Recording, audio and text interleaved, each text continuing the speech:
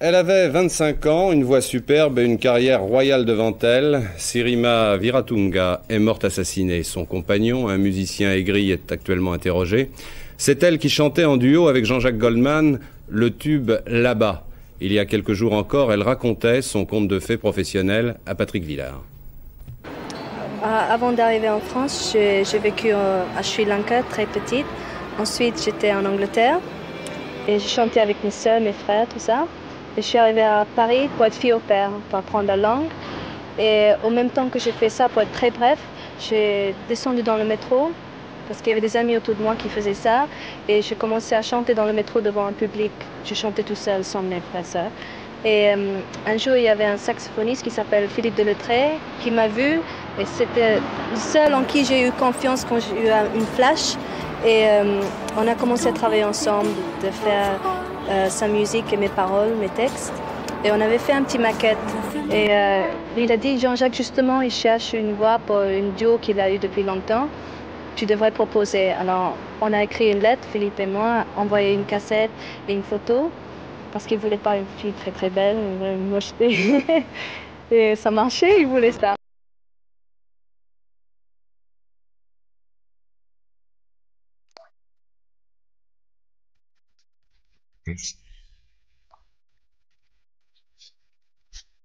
Destin fauché d'une artiste qui devait vraiment être incroyable, hein, incroyable. Mais c'est ça souvent qui est terrible avec les histoires que tu lis sur la musique.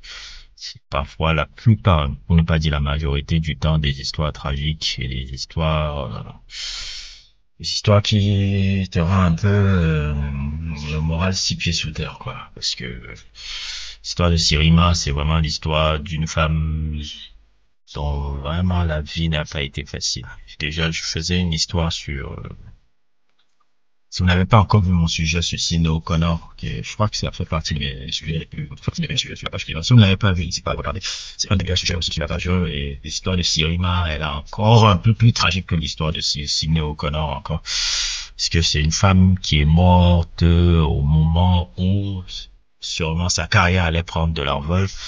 Et surtout qui a été assassinée de manière horrible par un compagnon qui était d'une rare médiocrité et que je pourrais dire que c'est un excrément humain et quelqu'un que je souhaite les pires choses qui arrivent parce que franchement quand tu lis l'histoire de cette femme-là, c'est pas facile. Sirima, bon, je pense que la plupart d'entre vous, vous la connaissez pour ce fabuleux morceau qu'elle avait été en duo avec Jean-Jacques Goldman, qui est ceci. Je crois que je n'ai pas besoin de vous présenter ce morceau-ci.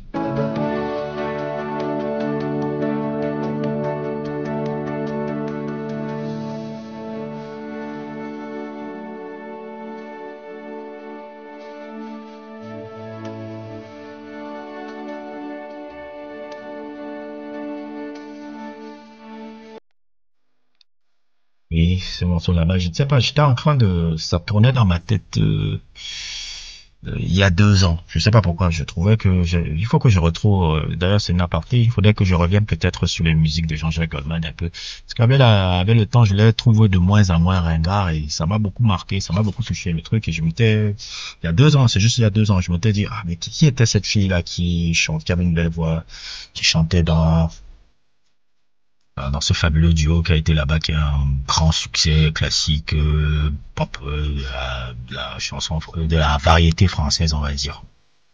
Pop variété française, si on peut la classifier comme telle.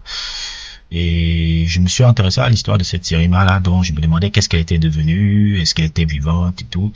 Je me suis rendu compte un peu de son histoire un peu qui est particulière, qui est surtout l'histoire d'une femme qui n'a vraiment pas eu la vie facile, hein. Elle n'a vraiment pas eu la vie facile pour la simple et bonne raison que elle venait de Londres, d'abord, et qui a grandi dans une famille un peu, famille particulière, dont le père, apparemment, était violent avec la mère, et son père, apparemment, et quelques membres de sa famille lui ont fait des attouchements sexuels, pour ne pas dire aussi, autre chose, qui ont été marquants par rapport à cette femme-là. elle a, elle a de ces expériences qui étaient assez douloureuses. Elle s'est réfugiée dans la musique. Elle s'est réfugiée dans la musique un peu comme échappatoire. Et elle, qui avait un peu de la famille en France, elle était partie tourner, elle était partie rejoindre son grand-père en Bretagne. Son grand-père en Bretagne. Et de là-bas et tout, elle a essayé aussi de prendre sa chance et d'aller sur Paris et de vouloir devenir artiste. Et elle commençait à jouer dans le métro, comme vous l'avez vu un peu dans l'intro un peu que j'ai fait un peu sur cette vidéo. Et de là, elle jouait sur le métro. Elle a fait la rencontre de Phil Détresse, qui est un saxophoniste très populaire en France. Quand c'est vraiment c'est aussi et de là, elle est arrivée dans un moment où Phil Détresse a passé un peu une de ses démos. C'est à Jean Jabelman, et ils ont fait ce studio-là. Sa carrière commence à prendre de l'envol. Mais dans sa vie qui n'était pas facile, il avait fait aussi la rencontre d'un compagnon qui était aussi un musicien et qui malheureusement n'avait pas le même type d'éclat qu'elle. Parce que quand ils jouaient même déjà les deux sur le métro, les gens venaient plus voir Sirima que ce compagnon-là qui était avec elle quand il jouait au métro. Et de fil en aiguille, au fur et à mesure que la carrière de Sirima commençait à prendre de l'envol, qu'elle enregistrait son premier album dont je vais vous parler là, qui s'appelle A Part of Me, qui est vraiment très je dirais très autobiographique, mais qui parle justement de sa situation qu'elle vivait avec ce compagnon-là. Parce que cet album est un magnifique album, hein. Magnifique album qui aurait peut-être mérité beaucoup plus comment dire le mot, beaucoup plus de promotion un peu du label un peu quand elle est morte. Parce que quand je l'écoute, la qualité et tout, parce que quand tu peux aller comprendre un peu les influences qu'elle avait, elle qui disait qu'elle était fan de Barbara Streisand, je peux voir les influences de Barbara Streisand, je peux voir les influences encore d'une autre femme un peu qui s'appelle Carole King, je sais pas si vous la connaissez, c'est un peu une femme un peu des années 70 qui avait ce fabuleux album là que vous voyez apparaître là, qui s'appelle Tapestry. En écoutant Part of Me, ça m'a rappelé un peu ces albums là, les albums de Barbara Streisand que vous voyez là, de Where We Were, qui est un fabuleux album de Barbara Streisand par rapport au film. Comment ça s'appelle le film là? Le film de Where We Were là avec Robert Redford.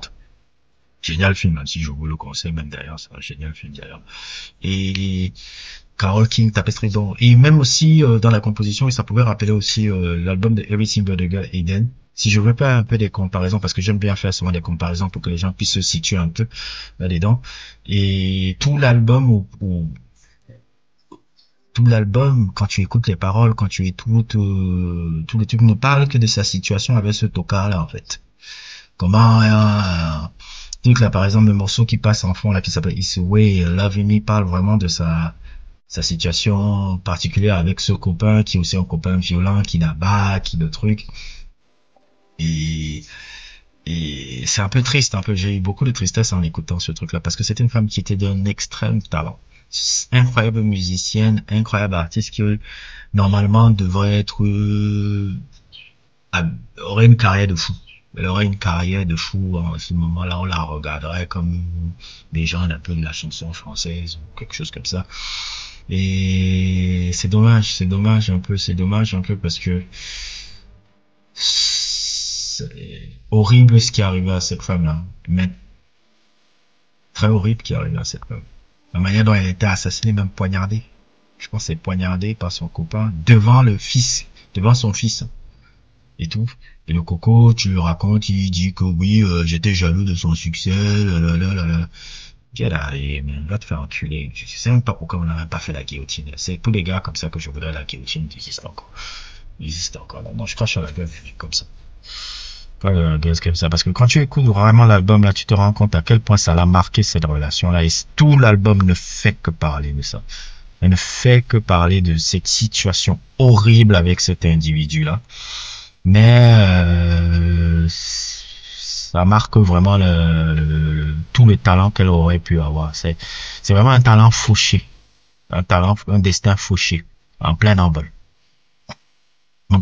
Et ça me permet aussi de dire un peu, sans pour vouloir jouer le féministe à deux balles, que c'est quand même terrible comment les hommes parfois on peut avoir des insécurités ridicules un peu par rapport à ça.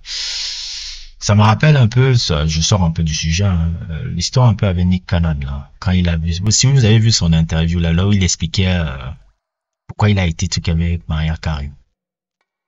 Et quand il disait à Maria Carey, je me rendais compte que Maria Carey était une femme qui avait déjà son univers et tout. Je voulais pas être vu comme le mari de Maria Carey.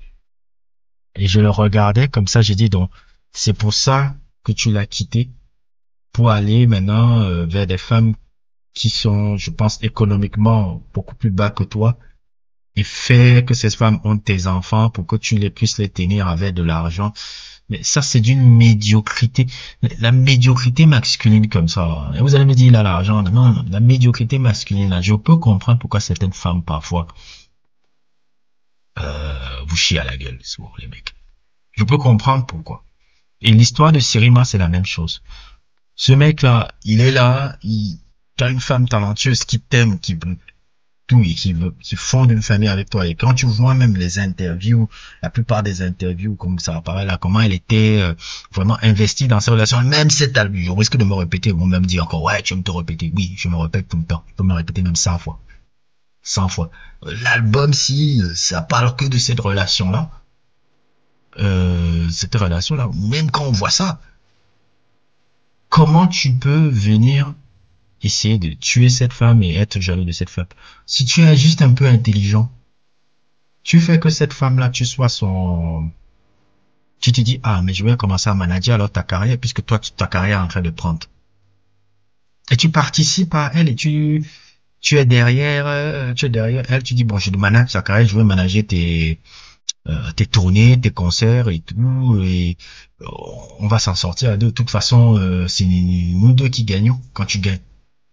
C'est ça qui se passe. Mais c'est d'une médiocrité absolue. Oui, excusez-moi, hein, je veux parler un peu de ma life. Hein. Je sors un peu du sujet. C'est pas comme si je sors du... Bon, on va me dire que je sors du sujet, mais j'ai rencontré des femmes qui sont largement plus riches que moi. Hein, et que je suis encore ami avec elles. Hein. Et que si je voulais, je pouvais appeler donne-moi 600 000, 700 000 là. Et elle me donne. C'est pas pour me vanter, hein, mais je vous dis la vérité. Le truc frustration féminin là, ce n'est absolument pas mon cas. C'est absolument pas mon cas. C'est même pas pour me vanter, mais les gens qui me connaissent dans la vie, ce n'est absolument pas mon cas parce que moi, j'ai pas ces problèmes-là. Mais il y a énormément de femmes qui est largement plus. Ça m'a jamais gêné ça parce que je me dis, elle est avec moi. Elle est avec moi et c'est moi qui gagne. Elle est avec moi, c'est moi qui gagne. C'est elle ou elle est en train d'ouvrir les portes pour moi qui ne s'ouvre pas. Donc je vais participer aussi à ça. Je participe. C'est débile. C'est même pas intelligent et même pas cohérent, quoi. C'est même pas intelligent et même pas cohérent, là. Donc, franchement, quand je vois ce que la Sirima a vécu, qui est une violence masculine débile sur elle, et comment ça l'a marqué comme pas possible, et comment ça nous a fait perdre un immense talent pareil. Moi, je ne peux que vomir sur le gars qui l'a tué, son compagnon qui l'a tué. Parce que non seulement il nous a privé d'un talent pareil, et aussi il a détruit la vie de leur enfant, qui vit avec ce traumatisme-là jusqu'à aujourd'hui. Imaginez à 3 ans et autres, tout, vous voyez votre père en train d'assassiner votre mère à coups de plusieurs couteaux. Et ce genre d'homme-là, je le chie à la gueule. Si vous êtes je veux même dire même un truc, hein. Si vous êtes des abonnés et que vous êtes des hommes violents, et que vous êtes des hommes qui battent les femmes, qui sont violents avec les femmes et qui terrorisent les femmes parce qu'ils ont les petits bites ou ils pensent qu'ils n'ont pas assez d'argent là, vous pouvez vous désabonner. Hein. Je ne veux même pas de vous comme abonné. Je ne veux même pas de vous comme abonné. Je ne veux même pas avoir que, j'attire des abonnés qui sont des pseudo-incels là. Je le dis tout de suite, si je vous pouvez vous désabonner. Parce que cette histoire-là, ça m'a vraiment peiné. Ça m'a vraiment peiné. C'est triste de se rendre compte comment on peut perdre des bijoux pareils et tout. En tout cas, si vous ne connaissez pas Sirima, son seul album unique qui est sorti, n'hésitez pas à le suivre, c'est disponible dans tous les trucs Spotify et autres et tout. Je voulais faire un peu ce court sujet là pour la rendre hommage et tout, parce que c'est un peu l'anniversaire de sa mort déjà. Et aussi parce que je voulais que vous voyez un peu qu'elle n'était pas juste l'artiste d'une chanson, qu'elle avait aussi un album, et un album qui est sorti à sa mort, qu'elle était en train de construire, qui était un très bel album. Donc si vous ne l'avez pas suivi, suivez-le, c'est un album qui est bien de culte. je pense pas que je ferai aussi sur ce sera pas mon seul sujet sur des personnages comme ça. Il y a aussi un autre sujet que je vais essayer de préparer, un peu sur le neveu de Jane Birkin, qui est aussi un de mes artistes préférés de tous les temps. Il s'appelle Arno Birkin aussi. Lui aussi, il est mort très jeune, accident de voiture. Il avait un super groupe là qui s'appelait Kick Joy Darkness. Je vous ferai un sujet aussi sur ce groupe là. En tout cas, comme d'habitude, n'hésitez pas à liker, n'hésitez pas à vous abonner, et à plus pour d'autres aventures.